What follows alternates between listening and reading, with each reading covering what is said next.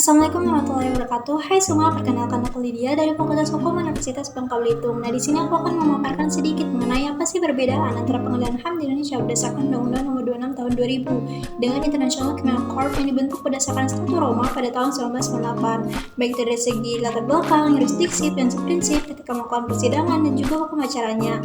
So, langsung kita masuk yang pertama, itu ada Pengadilan Hak Asasi Manusia atau HAM di Indonesia berdasarkan Undang-Undang Nomor 26 Tahun 2000 tentang Pengadilan HAM. Memiliki beberapa perbedaan latar belakang dengan International Criminal Court or ICC yang dibentuk berdasarkan Statuta Roma pada tahun 1998. Adapun perbedaan utama dalam latar belakang keduanya, yang pertama itu ada asal-usul dan kedudukan hukum, di mana Pengadilan HAM di Indonesia itu didirikan sebagai Badan Peradilan Tingkat Nasional Indonesia. Sebagai Badan Peradilan Nasional, pengadilan ini beroperasi di bawah yurisdiksi dan hukum Indonesia. Sedangkan ICC adalah pengadilan internasional independen yang memiliki yurisdiksi global, di mana ICC didirikan berdasarkan Statuta Roma oleh Konferensi Diplomatik PBB pada tahun 1998 dan berlaku sebagai badan hukum internasional yang terpisah dari yurisdiksi nasional.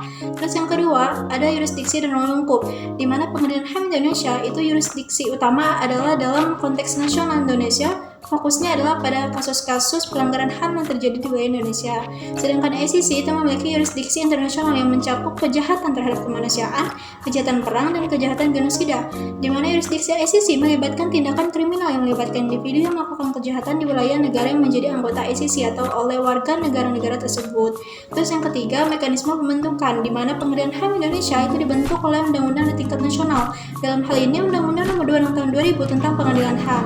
Sedangkan ICC dibentuk melalui persetujuan negara-negara yang menjadi pihak dalam Konferensi Diplomatik PBB pada tahun 1998. Negara-negara ini kemudian meratifikasi Statuta Roma untuk menjadi anggota ICC. Terus yang keempat, tujuan dan fungsi, di mana Pengadilan HAM Indonesia bertujuan untuk menangani pelanggaran HAM di tingkat nasional dan memberikan keadilan bagi korban pelanggaran tersebut. Sedangkan ICC bertujuan untuk mengadili individu yang bertanggung jawab atas kejahatan serius yang melanggar hukum internasional dan untuk memastikan bahwa tidak ada tempat berlindung bagi pelaku kejahatan internasional. Perbedaan ini mencerminkan sifat dan tujuan masing-masing pengadilan. Yang satu berfokus pada tingkat nasional atau Pengadilan HAM Indonesia, sementara yang lainnya beroperasi di tingkat internasional atau ICC untuk mengatasi kejahatan serius yang melibatkan banyak negara. Nah, terus yang kedua, itu perbedaan yurisdiksi antara Pengadilan Hak Asasi Manusia atau HAM di Indonesia berdasarkan Undang-Undang Nomor 26 Tahun 2000 dan International Criminal Court or ICC yang dibentuk berdasarkan Statuta Roma pada tahun 1998. Mencakup beberapa aspek kunci. Yang pertama itu yurisdiksi temporal atau waktu, di mana Pengadilan HAM Indonesia yurisdiksi terbatas pada kasus-kasus pelanggaran HAM terjadi setelah berlakunya Undang-Undang Nomor 26 Tahun 2000, yaitu setelah 23 November 2000. Sedangkan ICC itu memiliki yurisdiksi retroaktif sejauh ke belakang sejak 1 Juli 2002. Ini berarti ICC dapat mengadili kejahatan yang terjadi setelah tanggal tersebut, bahkan jika kejahatan tersebut terjadi sebelum pembentukan ICC. Terus yang kedua, yurisdiksi spasial atau tempat, di mana Pengadilan HAM Indonesia yurisdiksi terbatas pada kejahatan yang terjadi di wilayah Indonesia. Sedangkan ICC itu yurisdiksi mencakup kejahatan yang terjadi di wilayah negara-negara yang menjadi pihak dalam Statuta Roma atau yang dilakukan oleh warga negara-negara tersebut, tanpa memandang di mana kejahatan itu terjadi. Terus yang ketiga, yurisdiksi personal atau individu yang dapat diadili, di mana Pengadilan HAM Indonesia mengadili individu yang terlibat dalam pelanggaran HAM di tingkat nasional, termasuk pejabat pemerintah atau individu dari kelompok bersenjata. Sedangkan ICC itu dapat mengadili individu termasuk pejabat pemerintah atau militer atas kejahatan perang, kejahatan terhadap kemanusiaan, kejahatan genosida, dan kejahatan agresi. Terus yang keempat itu yurisdiksi komplementer atau komplementer dengan pengadilan nasional, di mana Pengadilan HAM Indonesia bekerja di tingkat nasional dan tidak memiliki prinsip komplementer dengan pengadilan internasional. Sedangkan ICC yurisdiksinya bersifat komplementer, yang berarti ICC dapat bertindak jika pengadilan nasional tidak mau atau tidak mampu menyelidiki atau mengadili kasus tersebut secara efektif.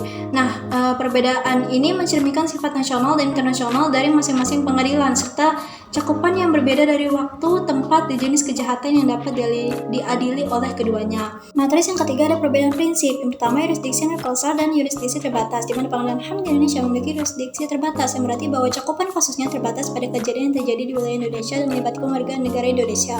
Sedangkan ICC memiliki yurisdiksi universal, yang memungkinkannya menangani kasus yang melibatkan warga negara dari negara-negara pihak atau kasus yang terjadi di wilayah negara-negara pihak, terlepas dari tempat kejadian kejahatan. Nah, terus yang kedua kedua itu ada kekebalan kepala negara atau pejabat pemerintah. Nah, di mana HAM Indonesia itu Undang-Undang Nomor 26 Tahun 2000 memberikan kekebalan kepada kepala negara atau pejabat pemerintah tertentu, kecuali jika mereka sudah diadili di Mahkamah Konstitusi dan dinyatakan bersalah. Nah, sedangkan ICC itu Statuta Roma menegaskan prinsip tidak adanya kekebalan bagi siapapun, termasuk kepala negara atau pejabat pemerintah, dari penuntutan atas kejahatan pidana internasional yang termaktub dalam statuta. Nah, terus yang ketiga, sistem hukum nasional dan hukum internasional, di mana pengadilan HAM di Indonesia beroperasi di bawah sistem hukum nasional dan dikenai hukum nasional Indonesia.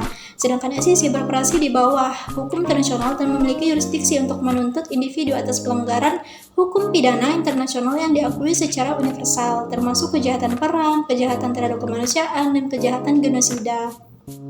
Terus yang keempat, itu ada kemandirian dan imparsialitas, di mana pengadilan HAM Indonesia diharapkan bersifat independen, tetapi ada kemungkinan pengaruh politik atau kepentingan tertentu. Sedangkan ICC dirancang untuk memiliki independensi dan imparsialitas yang lebih tinggi dengan hakim yang diharapkan bersifat independen dan tidak terpengaruh oleh tekanan eksternal. Nah, terus yang kelima, ada perlindungan korban dan saksi, di mana pengadilan HAM di Indonesia itu memberikan perhatian pada perlindungan korban dan saksi, tetapi tingkat perlindungan mungkin bervariasi, sedangkan ICC menempatkan perhatian khusus pada perlindungan korban dan saksi dan memiliki mekanisme khusus untuk memastikan keamanan mereka. Terus yang keenam, kerjasama internasional, di mana pengadilan HAM di Indonesia dapat bekerja sama dengan entitas internasional, tetapi kerjasama ini mungkin tidak sekuat kerjasama yang terjadi di ICC. Nah, sedangkan ICC mendorong kerjasama internasional dan memiliki kewenangan untuk meminta kerjasama dari negara-negara anggota dan organisasi internasional. Nah, penting untuk diingat bahwa perbandingan ini bersifat umum dan dapat dipengaruhi oleh perkembangan hukum dan kebijakan di masa depan. Selain itu, implementasi prinsip-prinsip ini dapat bervariasi tergantung pada kondisi dan konteks spesifik di masing-masing negara atau di tingkat internasional.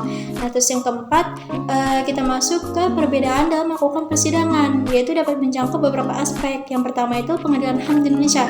Itu ada pengaduan dan penyelidikan, di mana persidangan dimulai dengan adanya pengaduan atau laporan tentang dugaan pelanggaran HAM.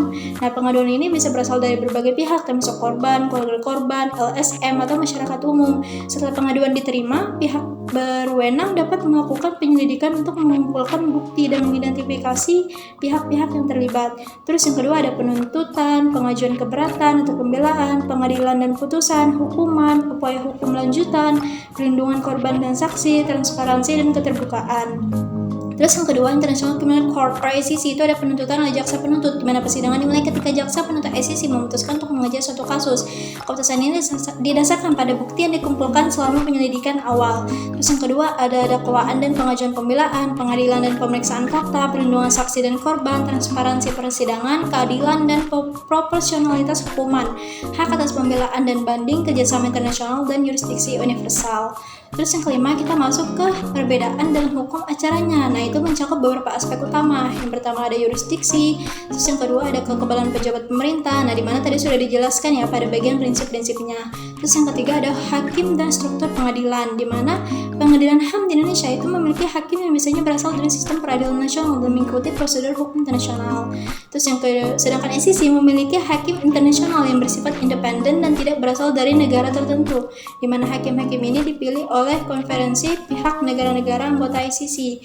Terus yang keempat, proses pembentukan dan pemeriksaan awal, di mana proses pemeriksaan awal di pengadilan HAM diawali oleh Komisi Nasional Hak Asasi Manusia atau Komnas HAM sebelum kasus diajukan ke pengadilan. Sedangkan ICC memiliki proses pemeriksaan awal oleh kantor jaksa penuntut yang memutuskan apakah akan mengejar suatu kasus.